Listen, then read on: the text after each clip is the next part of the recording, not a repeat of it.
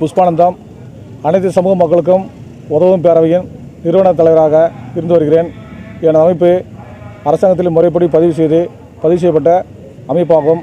கடந்த 10 வருடத்துக்கு மேலாக இலவச சட்ட ஆலோசனை மற்றும் மரக்கன்று நடுதல், ஒவ்வொரு மாதமும் ஒரு பள்ளியில் அரவிந்த் கண் மருத்துவமனை இணைந்து எனது அமைப்பும் இணைந்து இலவச கண் பரிசோதனை முகாம் ஒவ்வொரு மாதமும் ஒரு பள்ளியில் நடத்தி வருகிறோம். இன்று வரை 20 ஐ கேம்ப் நடத்தியுள்ளோம். இது 21வது கேம்ப். குறிப்பாக இந்த 21 கேம்பில் குறைஞ்சது 190 பேர் ஆப்ரேஷன் பண்ணியுள்ளார்கள்.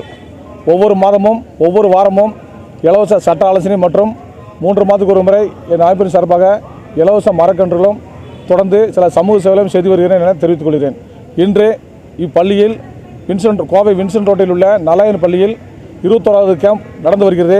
இப்பகுதியைச் சேர்ந்த பொதுமக்கள் அனைவரும் வந்து கலந்து கொண்டு பயனடைந்து வருகிறார் என தெரிவித்துக் கொள்கிறேன். எனது அலுவலகம் மற்றும் எனது அமைப்பின் அலுவலகம் கோவை தடாக ரோடு சிவாஜி கல்லூரி பள்ளியில் அமைந்துள்ளது என தெரிவித்துக் கொள்கிறேன்.